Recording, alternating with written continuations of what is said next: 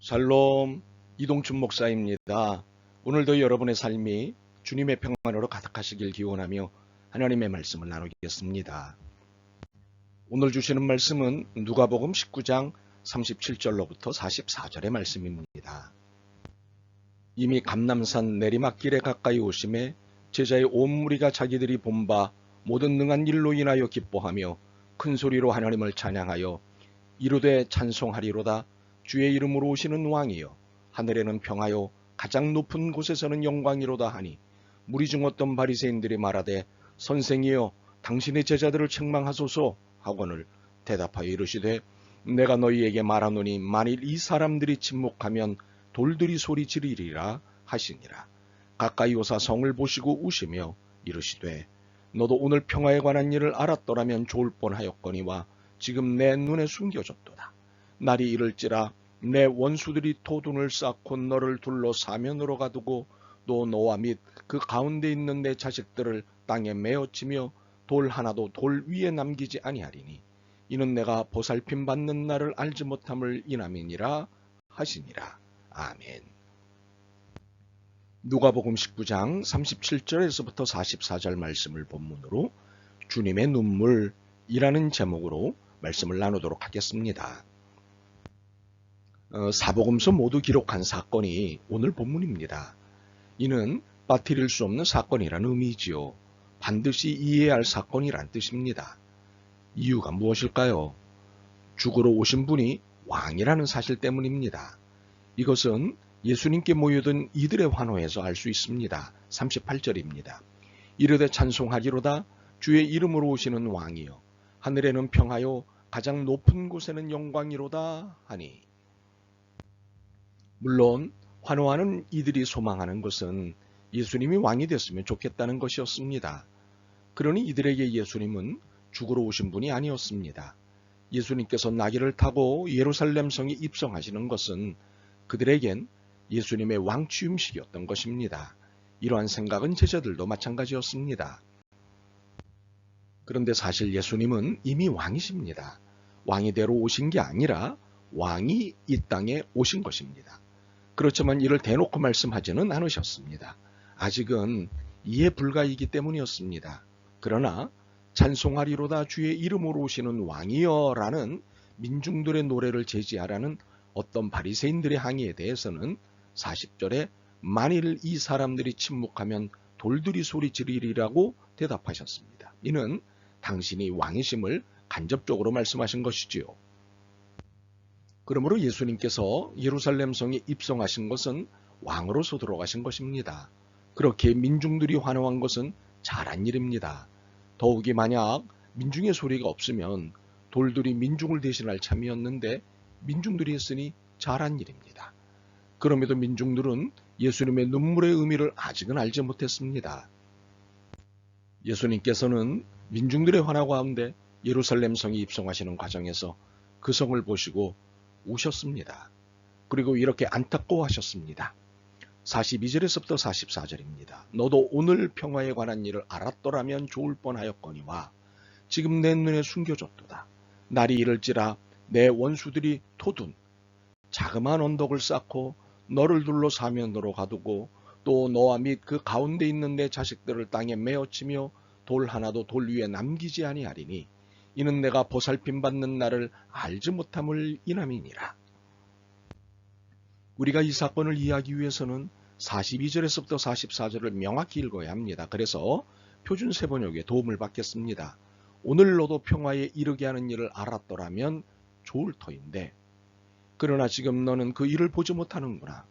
그 날들이 너에게 닥치리니 너의 원수들이 토성을 쌓고 너를 에워싸고 너를 사면에서 죄어들어서 너와 내 안에 있는 내 자식들을 짓밟고 내 안에 돌 한 개도 다른 돌 위에 얹혀 있지 못하게 할 것이다. 이것은 하나님께서 너를 찾아오신 때를 내가 알지 못했기 때문이다. 예수님께서 성을 보고 우신 것은 성 그 자체를 보고 우신 것이 아니셨습니다. 성이 지닌 상징을 보고 우신 것입니다. 그렇다면 이스라엘에게 예루살렘 성은 무슨 상징일까요? 그것은 민족 자체입니다. 그러므로 예수님께서 우신 것은 성 때문이 아니라 이스라엘 민족에 대해 우신 것입니다. 그렇다면 우신 이유가 무엇인가요? 42절에서 44절에 말씀하신 대로 이들이 평화를 소원하나 평화를 보지 못하고 구원을 갈구하나 구원을 알지 못하는 것에 대한 안타까움에서 우신 것입니다. 이를 좀 더 살펴보겠습니다. 첫째로 평화를 소원하면서도 평화를 보지 못하는 이들에 대해 안타까워하신 것입니다. 이스라엘에게 사라진 것은 평화였습니다. 로마의 식민지가 된 그들에게 평화는 없는 것이기 때문입니다. 그런데 드디어 이들에게 평화를 주실 분이 나타났습니다. 예수. 그런데 이들은 예수님을 알아보지 못하고 있었습니다. 평화의 왕이신 예수님을 알아보지 못하는 것입니다. 단지 특별하신 분 정도로 이해할 뿐이었습니다. 이에 자신을 알아보지 못하고 결국 자신을 죽이게 될 이들을 보면서 안타까움에 우신 것입니다. 참으로 이들은 평화를 놓친 것입니다. 그러나 예수님을 통해 얻을 수 있는 평화만 놓친 것이 아니라 예수님과 함께 평화를 만들고 세워나갈 수 있는 기회도 잃은 것입니다. 이에 대한 대가가 나라 잃은 사람들이 되는 것입니다. 44절입니다. 또 너와 및 그 가운데 있는 내 자식들을 땅에 메어치며 돌 하나도 돌 위에 남기지 아니하리니 이는 내가 보살핌 받는 날을 알지 못함을 인함이니라 하시니라. 이 예언은 이루어졌고 2000년을 나라 없이 유리방황하게 되었던 것입니다. 바로 이를 예언하시며 우신 것입니다. 평화의 왕을 받아들이지 않고 그의 평화 건설을 따르지 않는 것이 이런 결과를 가져올 것을 아셨기 때문이었습니다. 둘째로 구원을 갈구하나 구원을 알지 못하는 것에 대한 안타까움에서 우신 것입니다. 분명 이들은 구원이 필요했습니다. 그러나 그들이 이해한 구원은 로마로부터의 구원이었지 영혼의 구원은 아니었습니다. 또한 자기 질병으로부터의 구원이었지 사회적 질병으로부터의 구원 열망이 아니었습니다. 구원은 개인 영혼 구원과 사회적 구원을 모두 말합니다.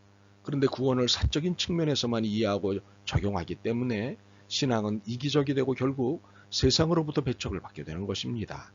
결국 구원을 사회의 문제에도 함께 적용시키지 않은 것이 세상 악의 문제를 키우는 결과를 가져온 것입니다. 시민들은 이런 기독교를 향해 너나 잘 믿으세요 라며 비아냥거립니다. 세상의 소금과 빛의 역할이라는 기독교의 공적 사명을 도외시한 결과이자 벌입니다.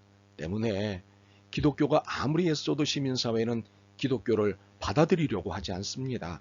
계속해서 우리가 구원을 개인의 것으로 한정짓는 한 우리의 형편이 이렇게 무시당하는 처지가 될 것인데 이를 예수님은 진즉에 아셨기에 우셨던 것입니다. 결국 예수님의 눈물은 공동체를 염두에 두지 않는 이기적 태도의 교회와 자기중심적 신앙에 대한 눈물이셨습니다. 그러므로 기독교가 사회 문제 전반에 대해 잠잠할 것을 주장하는 것에 대해 동조해서는 안 됩니다. 기독교는 오히려 이런 문제가 우리 개인의 문제만이 아니라 모든 문제에 깊은 영향을 미친다는 것을 알아야 합니다. 그렇기에 개인적으로만 잘 믿으면 되는 것이 아닙니다. 모두가 잘 믿을 수 있고 모두가 잘 살 수 있도록 공동체적 수고를 해야 합니다. 만약 사회 문제와 개인의 문제를 별개로 계신다면 만일 침묵하면 돌들이 소리 지르리라는 말씀을 듣게 될 것입니다. 그러므로 지구상에서 벌어지는 모든 일들에 대해 기독교적 점수를 매기십시오.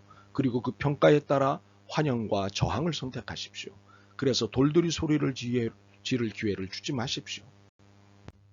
주님이 오신 이유는 바로 우리들의 개인주의 때문이었습니다.